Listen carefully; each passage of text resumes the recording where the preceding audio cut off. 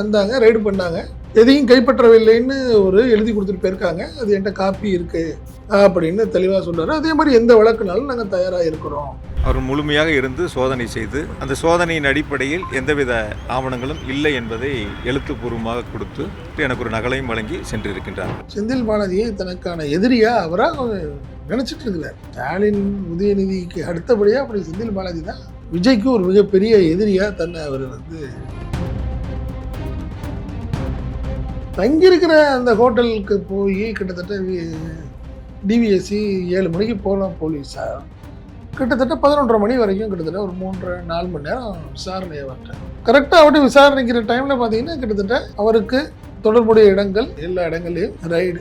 இன்று காலை நான் தங்கியிருக்கக்கூடிய அறைக்கு காவல்துறை வருகை தந்து சோதனை செய்ய வேண்டும் என்று என்னிடத்திலே சொன்னார்கள். தாராளமாக நீங்கள் சோதனை செய்து கொள்ளுங்கள் என்று என்னுடைய அறையை திறந்து விட்டேன். அவர் கூட இருக்கிற நபர்களை எல்லாத்தையும் நீங்கள் ஒரு வகையில் பயமுறுத்தி கிளம்புறீங்க. செந்தில் பாலாஜின்னு கிளம்பு, தேவையில்லாமல் உனக்கு தேவையா அப்படிங்கிற மாதிரி ஒரு விஷயங்கள் நடக்குது. செந்தில் பாலாஜி வீட்டில் மட்டும் ரைடு எத்தனை முறை நடந்திருக்கும்? கிட்டத்தட்ட ஒரு 6-7 வருஷத்தில் 20 முறைக்கு மேலே இருக்கும். இதில் மட்டுமே இவ்வளோ 1000 கோடி முறைகேடு நடந்திருக்கு மாதம். இதை தடுக்க தான் நாங்கள் தனியார் மயமாக்க போகிறோம் அப்படின்னு இதெல்லாமே பட்ஜெட்டுக்கான விஷயமா தான் நான் பார்க்குறேன்.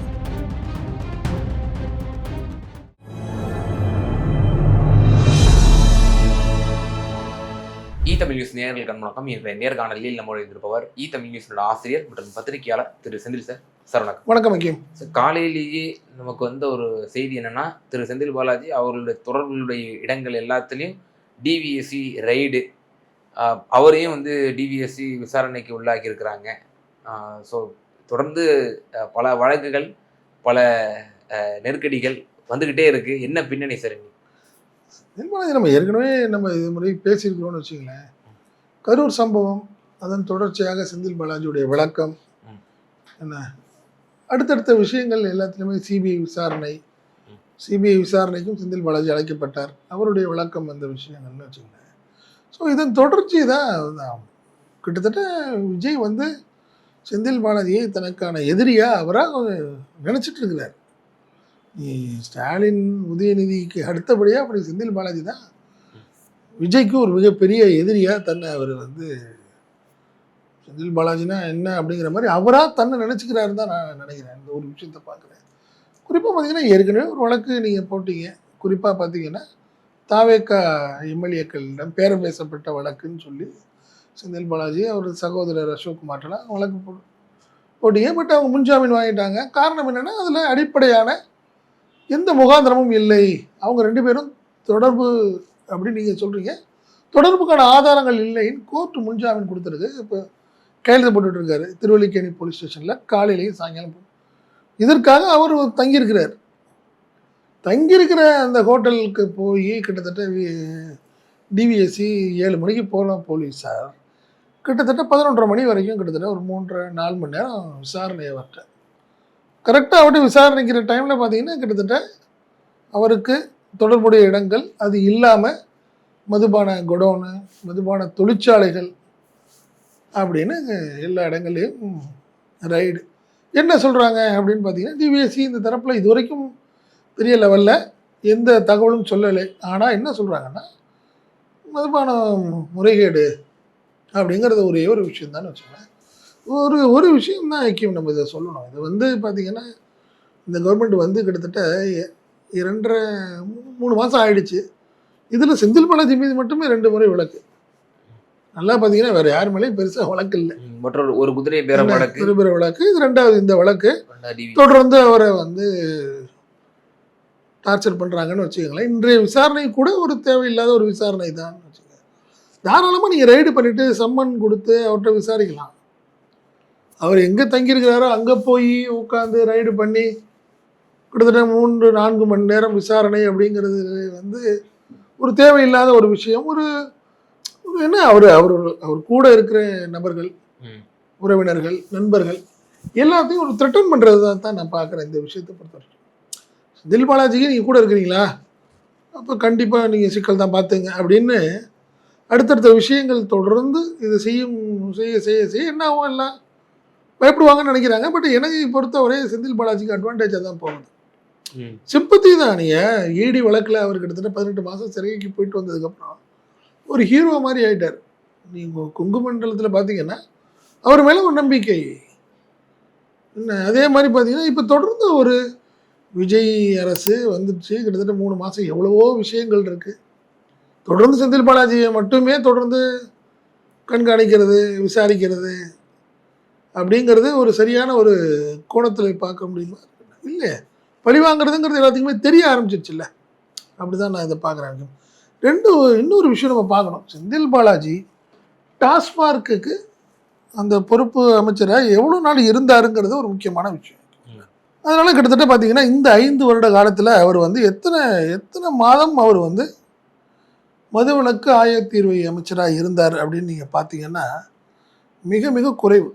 கிட்டத்தட்ட ஒரு 32 மாதம் தான் அவர் வந்து மதுவிலக்கு ஆயத்தீர்வை அமைச்சராக தான் இருந்தார். மொத்தம் 60 மாதம் 2.5 வருஷம் தான்.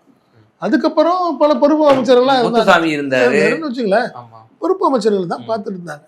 இந்த நிலையில் ஏற்கனவே இபி விஷயத்துலையும் அதே தான் நடந்துச்சு, புரியுதுங்களா? ஹார்ட் டிஸ்க் அப்படின்னு ஒரு கணக்கு சொன்னாங்க. அதே மாதிரி சோலார் பவர்னு சொல்லி அதுக்கு ஒரு விஷயம் சொன்னாங்க. செந்தில் பாலாஜிக்கு ரொம்ப வேண்டியவர்கள்னு ஒரு சொன்னாங்க.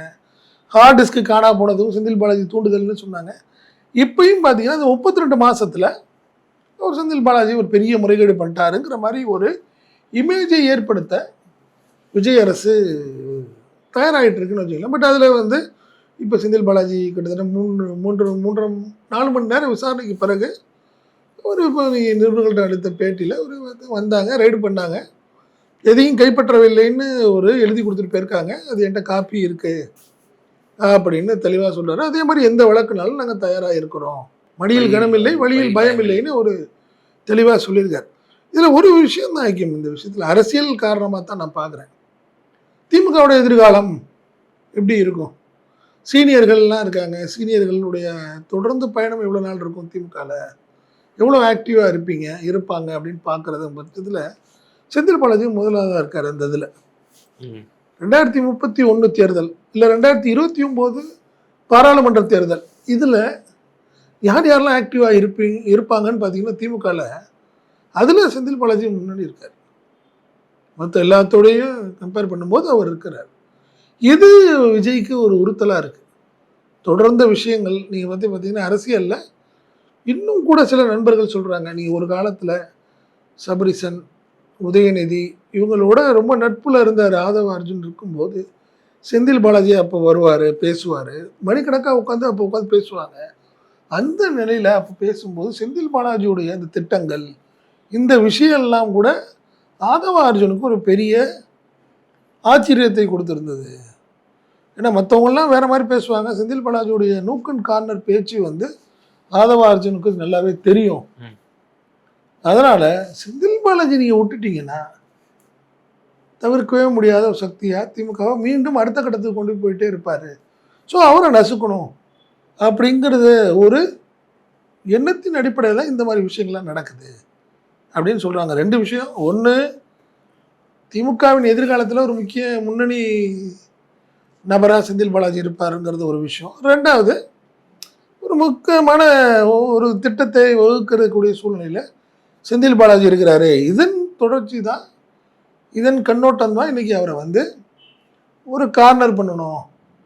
அவர் கூட இருக்கிற நபர்களை எல்லாத்தையும் நீங்கள் வந்து ஒரு வகையில் பயமுறுத்தி கிளம்புறீங்க. செந்தில் பாலாஜின்னு கிளம்பு, தேவையில்லாமல் உனக்கு தேவையா அப்படிங்கிற மாதிரி ஒரு விஷயங்கள் நடக்குது.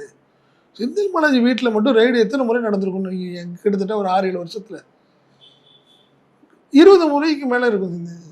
இதில் இடியாக இருக்கட்டும், விஜிலன்ஸாக இருக்கட்டும், இன்கம் டேக்ஸாக இருக்கட்டும், 3 துறையும் சேர்ந்து கிட்டத்தட்ட 20க்கு மேற்பட்ட முறையில் இந்த ரைடு. இதெல்லாம் வந்து அவரை ஒன்றும் பெருசாக ஒன்றும் பாதிக்கலை அப்படி தான் நான் பார்க்குறேன். இல்லை, ஏடிஎம்கேல இல்லாத நெருக்கடி, அமமுகவில் இல்லாத நெருக்கடி, நினைக்கிறேன் திமுக வந்த உடனே உளவு நெருக்கடி. திமுகவுடைய எதிர்காலத்தை வந்து பார்த்து விஜய் ஒரே ஒரு விஷயம் சொல்கிறார், டிவிகே வர்சஸ் டிஎம்கேன்னு சொல்லிட்டு இருக்காரு அவர். ஸோ டிஎம்கே அப்படின்னு பார்க்கும்போது யார் யார் ரொம்ப ஆக்டிவாக இருக்கா இப்போ நம்மளுக்கே தெரியுமே. இந்த ஒரு 2 மாதத்தில் பாருங்கள், இந்த ஒரு 3 மாதத்தில் திமுகவில் எப்பயுமே நம்மளுக்கு ஒரு பழமொழி சொல்லிட்டு தான், காய்ச்சல் மரம் தான் கல்லடிப்படுங்கிற மாதிரி தானே. செந்தில் பாலாஜி மட்டுமே ஏன் கார்னர்? வேற யாருமே இல்லையா? நீங்க துரைமுருகன்ல ஆரம்பிங்க, பெரியசாமி எடுத்துங்க, பொன்முடி அதுக்கப்புறம் எடுத்துங்க, நேரு, ஏவா வேலு. இல்லை இப்போ அதுவுமே குறிப்பிட்டாரு திரு செந்தில் பாலாஜி அவர்கள், உங்கள் மீது இப்போ அடுத்தடுத்து குதிரை பேர வழக்கு போட்டாங்க, இப்போ உங்கள் மீது இப்போ டிவிஎஸ்சி வந்து செந்தில் விசாரணை பாலாஜி பண்ணுது. சொல்றாரு, அவருமே சொல்றாரு எங்களோட கழகத்தினோட மூத்த இல்ல முன்னோடிகளுக்கும் அவர் இப்படிப்பட்ட சொல்றாருங்க, ஒரு அவர் விஷயம். சொல்றாருன்னா அவருடைய எந்த பார்வையில் அவர் பார்க்கறாருன்னு தெரியல. என்னை பொறுத்தவரைக்கும் நான் அப்படிதான் நினைக்கிறேன்.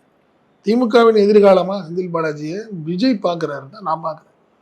ஸ்டாலின், அடுத்தது உதயநிதி, அதுக்கு அடுத்த நிலையில் செந்தில் பாலாஜி.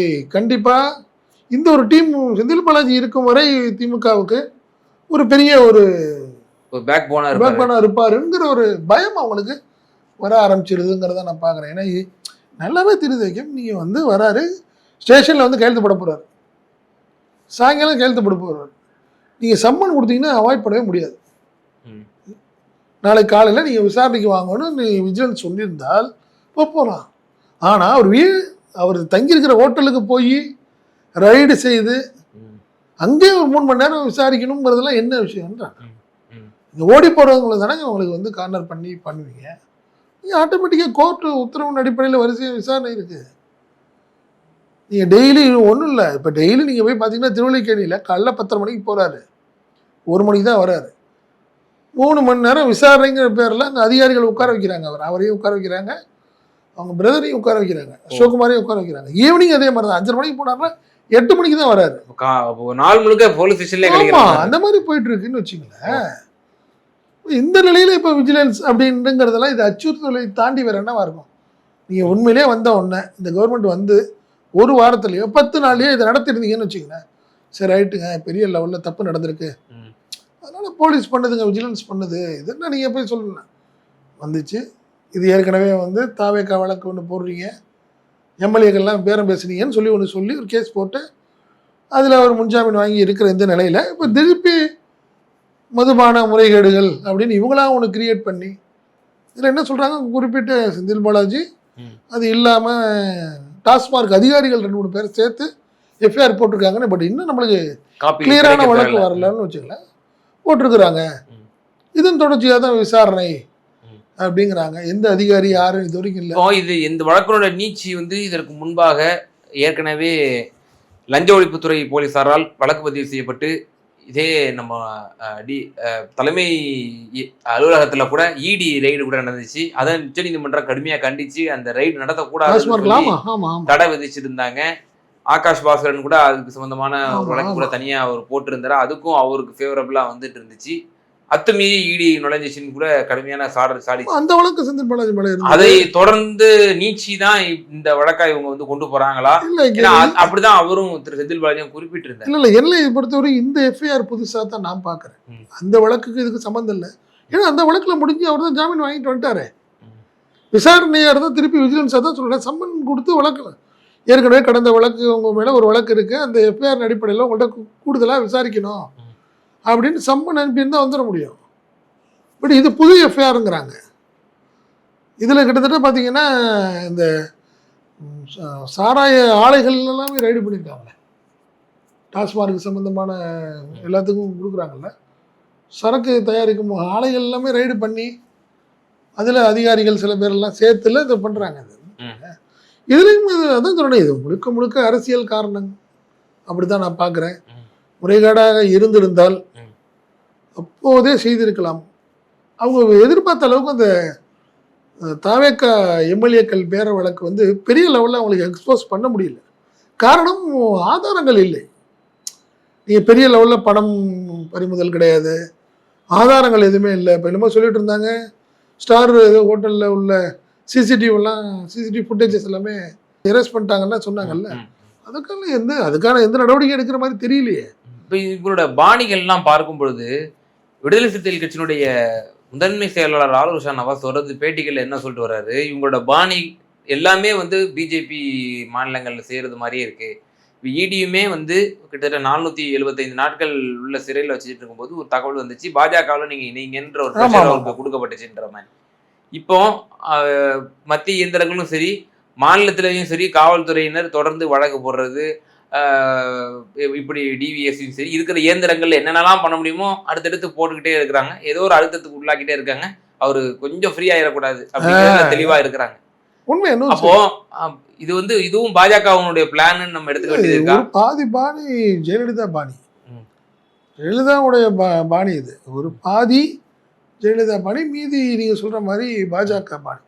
அவங்க தான் அப்படி முரட்டுத்தனமா டக்குன்னு ஒரு வழக்கை போட, யாரா இருந்தாலும் சரி போட்டு அரெஸ்ட் பண்ணி ஆகணும். எனக்கு தெரியாது, நீ அப்படித்தானே அவர் கரூர் போகிறதுக்குள்ளே எனக்கு தெரியாது அரெஸ்ட் பண்ணி வைங்கன்னு சொல்லிட்டு தானே விஜய் ட்ரை பண்ணுறாரு. அந்த ப்ரோக்ராம் ரெடி பண்ணுறாங்க. அன்எக்ஸ்பெக்டடாக அந்த இதில் வந்து அவருக்கு முன்ஜாமீன் கிடைச்சிருது. செந்தில் பாலாஜிக்கு முன்ஜாமீன் கிடைச்சி கரெக்டாக பார்த்தீங்கன்னா இன்னும் ஒரு 10 நாள் கூட இல்லையே, ஆட்டோமேட்டிக்காக அடுத்த வழக்கு. புரியுதுங்களா? இப்போ என்ன நடக்க போகுது? நேற்று ஆக்சுவலாக தான் திரு செந்தில் பாலாஜி ஏற்கனவே ஜாமீன் என்னை வந்து கைது செய்திடக்கூடாது, துன்புறுத்தக்கூடாதுன்னு சொல்லி ஒரு சன்னியாய உயர்நீதிமன்றத்தில் ஒரு பெட்டிஷன் கொடுத்துருந்தாரு. இல்லை நாங்கள் வந்து அதெல்லாம் வந்து விசாரிக்க முடியாது அப்படின்ற மாதிரி சென்னை உயர்நீதிமன்றம் சொல்லிச்சு. பட் ஆனால் ஏன் அந்த பிரேயரை வச்சாங்கன்னு சொல்லி இப்போ நமக்கு உணர்றோம். இல்லை இப்போ 2 பேருக்கும் முன்ஜாமீன் கிடைச்சதா? ஏற்கனவே 9 பேர் சிறையில் இருந்தாங்க. இந்த தாவேகா எம்எல்ஏக்களை இளையராஜா பேரம் பேசி அந்த வழக்கில் நேற்று 2 பேருக்கு ஜாமீன் கிடைச்சிருச்சு. ஜாமீன் கிடைச்ச உடனே இவங்க ரிலாக்ஸேஷனுக்கு போவாங்க. எப்படி போவாங்கன்னா, நான் 2 நாள் 2 வேளை கையெழுத்து போட்டுட்டு இருக்கிறேன், ஏன்னா அதை ஒரு வேலையை ஆக்கணும் அப்படின்னு கேட்பாங்க. ஸோ ரிலாக்ஸேஷன் போகிற டைமில் கரெக்டாக அடுத்த வழக்கு அவங்கள, அதாவது அவங்க கண்காணிப்புலேயே இருக்கிறேன் நான், பார்த்துக்கங்க, உங்களை நாங்கள் விட மாட்டோம். இப்போ இன்னைக்கு 3 மணி நேரம் என்ன விசாரிச்சிருப்பாங்கன்னு நினைக்கிறீங்க? அதிகபட்சங்க நீங்கள் வந்து 20க்கு 10ங்கிற ஒரு ரூம், அந்த ஹோட்டல் ரூம், அவ்வளோதான். அந்த ரூமில் என்னென்ன டாக்குமெண்ட்டை நீங்கள் என்ன பெருசாக என்ன வச்சுருக்க முடியும்? ஒன்றும் இல்லை. 3 மணி நேரம் 3 மணி நேரம் விசாரணைன்னா வேற என்ன இருக்க போகுது? அதிகபட்சம் இது அச்சுறுத்தல் தான், மிரட்டல் தான், அவ்வளோதான். அப்படித்தான் நான் பார்க்குறேன் அந்த விஷயத்த. அதே போல சார், இப்போ ஒரு பக்கம் இப்படி முன்னாள் அமைச்சர்கள் மீது ஒரு பக்கம் அடக்குமுறை அப்படின்னா, இன்னொரு பக்கம் இது ஒரு டைவர்ஷன் டாக்டிக்ஸா அடுத்து மறைமுகமா ஒரு முக்கியமான பல காரியங்களை செய்யறது. இப்போ அண்மையா வந்திருக்கக்கூடிய தொடர் தகவல், டாஸ்மாக வந்து தனியார் மயமாக்குறாங்க. அது வந்து இப்போ அது பேசுபொருள் ஆகிருக்கணும். ஆனா இப்போ வந்து இப்போ அதை பேசுபொருள் ஆக்காம இப்போ செந்தில் பாலாஜி மீது வழக்கு. இல்லை இதுதான் தொடர்ச்சி. ஏன் நான் சொல்றேன்னா, இப்போ பாருங்க, நீ ஆட்டோமேட்டிக்காக நீங்கள் வந்து கவர்மெண்ட் பண்ணுறதுனால இவங்க வந்து மாதம் கிட்டத்தட்ட 15,000 கோடி 10,000 கோடி இவங்களா ஒரு கணக்கு பண்ணி அதெல்லாம் வந்து தனியாருக்கு வேறு இடத்துல போயிட்டு இருந்துச்சு. அப்படி இல்லை, இப்போ தனியார் மயம் ஆக்கிட்டோம்னா அது எல்லாமே ஓப்பன் பண்ணிட்டோம் நாங்கள் ப்ராப்பராக. கவர்மெண்ட்டுக்கு அவங்க காசு கொடுத்து தான் அவங்க தனியார் எடுக்கிறாங்க. இது ஒரு சாக்கா வச்சு ஆட்டோமேட்டிக்காக அதே தான். நீங்கள் பார்த்தீங்கன்னா நீங்கள் அதனால தான் தொழிற்சாலை தொடர்ந்து குடோனு, அதுக்கு அடுத்ததான் ஒரு ஏற்கனவே அமைச்சர் ஏற்கனவே இருந்தவங்க இந்த தொடர்ச்சியாக அவங்க ரைடு பண்ணிட்டு இதில் வந்து மட்டுமே இவ்வளோ 1000 கோடி முறைகேடு நடந்திருக்கு மாதம். இதை தடுக்க தான் நாங்கள் தனியார் மயமாக்க போகிறோம் அப்படின்னு ஒரு இதெல்லாமே பட்ஜெட்டுக்கான விஷயமா தான் நான் பார்க்குறேன். இதை வச்சு என்ன பண்ணுவார், பட்ஜெட்டில் கண்டிப்பாக வீரவேசமாக பேசுவார் விஜய். பார்த்தீங்களா 30,000 கோடி போயிட்டு இருந்துச்சு, அதை ஸ்டாப் பண்ணி அதை அப்படியே எங்களுக்கு திருப்பி விட்டோங்கிற மாதிரி பேசுவார் அவர். அதற்கு இது ஒரு ட்ராமா பண்ணுறதுக்கான விஷயமா தான் நான் பார்க்குறேன். அப்போ தனியார் மயமாக்குறதுக்கு ஒரு பிளானு, அதுக்கு ஒரு கருவியா செந்தில் பாலாஜியும் டிஆர் பாலுவையும் ஜஸ்ட் ஒரு இவங்களை ஒரு காரணமா வச்சிருவோம், நல்ல சாக்கு கிடைச்சிருச்சு. திமுக நீ எதுக்கு எடுத்தாலும் திமுக வந்து எப்பயுமே கரப்டிவா தான் அவங்க முழுக்க அதான் பண்ணாங்கிறத அந்த ஒரே ஒரு விஷயம் தான் அந்த விஷயத்தில் நடக்குது. ரைட்டுங்க, இவ்வளோ சொல்ற இவங்க உத்தரவாதம் கொடுக்கலாமா? அவங்க கொடுப்பாங்களா? தனியார் மயமாக்காதுன்னு சொல்லுங்க. அப்படி தனியார் மயமானா ஆந்திராக்காரங்கள்ட்ட கொடுக்க மாட்டான் அப்படி நீங்கள் சொல்ல முடியுமா? அந்த மாதிரி இப்போ என்ன சொல்கிறாங்க மறைமுகமாக, இல்லை ஆந்திராவில் ஏற்கனவே ஒரு டீம் வந்து இது சம்மந்தமாக பேசி முடிச்சுட்டாங்க, கண்டிப்பாக பட்ஜெட் முடிஞ்ச உடனே தனியார் மயம் ஆக போகுது அப்படின்னு சொல்கிறாங்களே. பாருங்கள், எல்லாமே தனியார் மயம் ஆக போகுது அப்படிங்கிற மாதிரி ஒரு விஷயம் சொல்கிறாங்க. இது எல்லாமே இதன் தொடர்ச்சியால தெரியுது. அதான் இப்போ தனியார் மயம் ஆயிடுச்சு அப்படின்னா அதில் வந்து பல தனியார் முதலாளிகளுக்கு வந்து பயனடைவதாகவும் அதுலேயும் பல உள்நோக்கங்கள் இருக்கு அப்படிங்கிற விஷயங்கள் சொல்லப்படுது. அதில் நீங்கள் தனியார் மயமாகனால் கண்ட்ரோலே பண்ண முடியாது. யார் கண்ட்ரோல் பண்ண போறா? இப்போ 12ல இருந்து இப்போ 10 மணி வரைக்கும் டாஸ்மாக் ஆமா, தெருக்கடைகள்ல ஆமா, நம்ம அவங்க எல்லாமே அரசு ஊழியர். ரெஸ்ட்ரிக்ஷன்ஸ் வச்சிருக்கோம். நீ டாஸ்மார்க்ல ஒர்க் பண்றவங்க அரசு ஊழியர் அவங்க. ம். புரியுதுங்களா? அவங்க 10 ரூபா கேட்டாங்க, 20 ரூபா கேட்டாங்கன்னு பெரிய அலாமிங் பண்றீங்க. இப்போ வரப்போகுது. நீங்க தனியார் மயம் ஆக்கிட்டீங்கன்னா டாஸ்மார்க்ல இங்க விற்கிற இந்த 120 ரூபா சரக்கு 150 ரூபாய்க்கு சரக்கு விற்பாங்க. அவங்க விற்பாங்க. அந்த 10 ரூபாயை அவங்க ஏற்றி விற்க போறாங்க. புரியுதுங்களா? யாரு கேட்க போறாத? விலை யார் நிர்ணயம் பண்ணுவா? தனியார் தானே பண்ணுவாங்க. இப்போ இதுனா கூட ஏதோ அதிகாரிகள் இருக்காங்க, கேட்கறதுக்கு ஆள் இருக்கு. எதையும் கேட்க முடியாத கேம். ரெண்டாவது இன்னும் என்ன சொல்றாங்க, இந்த சரக்கு ஆல் ஓவர் இந்தியாவில் உள்ள பெரிய பெரிய சாராய முதலாளிகள்லாம் வந்து பேசிட்டு இருக்காங்க. அவங்களுடைய சரக்கு கூட இங்கே வந்து விற்பனை செய்யறதுக்கான அக்ரிமெண்ட் கூட மறைமுகமாக போட போகுது இந்த அரசுன்னு ஒரு குற்றச்சாட்டு வருதுன்னு வச்சுங்களேன். தொடர்ந்து ஒரு குட்டையில ஓடின சரக்கு இப்போ ஆறா ஓட போகுது. அதுல மாற்றமே இல்லை. இன்னும் 1 லட்சம் பேர் குடிக்கிறானா 1.5 லட்சம் பேர் குடிக்கிறாங்க அப்படிங்கிற ஒரு கட்டாயமும் டார்கெட் ஆயிரும்ல. டார்கெட் ஃபிக்ஸ் பண்ணிடுவாங்க. அவனுக்கு தனியார் முதலாளிக்கு ஒரு ரெவன்யூ தானே. ஆமா, உங்களுக்கு ஒரு மாசம் இது வருஷத்துக்கு உங்களுக்கு வந்து ஒரு 30,000 கோடி 40,000 கோடி அவன் பணம் கொடுத்துட்டான்னா அவன் கிட்டத்தட்ட அவனுக்கு ஒரு 50,000 கோடி 60,000 கோடி லாபம் இருந்தா தானே அவன் பண்ணுவான். புரியுதுங்களா? உங்களுக்கு 30,000 கோடி கொடுத்துட்டு அவன் 20,000 கோடி மட்டும் விற்பனை பண்ணானா 10,000 கோடி நஷ்டத்துல இருப்பானா? கூட தானே பண்ண போறான். ஸோ இது அடுத்தடுத்த விஷயங்கள் அவங்களுக்கு பெரிய சங்கடத்தை தான் ஏற்படுத்த போகிறது. அதனால மாற்றமே இல்லை. ஸோ இப்போ வாக்களித்த வாக்காளர்கள், இளைஞர்கள், குறிப்பாக பெண்கள் இவருக்கு வாக்களிச்சிருக்கிறாங்க. அப்படி அந்த பெண்களுக்கு வந்து இவர் இப்படிப்பட்ட ஒரு பரிசை தான் தரப்போகிறாரா? தனியார் மயமாக்கி ஒரு சாராய ஆறை வந்து தமிழ்நாட்டில் வந்து ஓட விட போறாரா? எவ்வளவோ விஷயங்கள் இருக்கு. உண்மையிலேயே நீ சொன்ன மாதிரி எவ்வளவோ விஷயங்கள் இருக்கு. இன்னொரு விஷயம் ஐக்கியம், இந்த விஷயம் நல்லா பாருங்கன்னா, கவர்மெண்ட் ஃபார்ம் ஆயிடுச்சு, காவேரி இஷ்யூ இருக்குது, என்ன நிறைய அவங்களுடைய தேர்தல் அறிக்கையில் உள்ள திட்டங்கள்லாம் கொண்டாடல. இதெல்லாம் மறக்கடிக்கிற வகையில் வேறு ஏதாவது புதுசாக ஏதாவது ஒரு விஷயம் திமுகவுக்கு எதிரானவும் திமுக அமைச்சர்களுக்கு எதிரானவும் ஏதாவது ஒரு விஷயம் வந்துட்டே இருக்க தாண்டி வேற எதுவுமே இல்லை. பார்த்தீங்களா அவங்களுக்கு இந்த ஒரு கிட்டத்தட்ட 90 நாள் 100 நாளில் இது மட்டும்தான் ஓடிட்டு இருக்கு. ஒரு 5,000 ரூபா பணம் வாங்கினாரு அவர் ரைடு, அவர் வந்து கைது. இதே ஊழலுக்கு எதிரான நடவடிக்கையை நாங்கள் முழுசாக பண்ணிக்கிட்டு இருக்கோங்கிற மாதிரி ஒரு இமேஜை ஏற்படுத்துறதுக்கான விஷயமா தான் நான் பார்க்குறேன். நிச்சயமா சார், பல்வேறு விவகாரங்கள்ல நேரலுக்கு ரொம்ப தெளிவாக உங்களை கருத்துக்களை பண்ணீங்க. ரொம்ப நன்றி. நன்றி.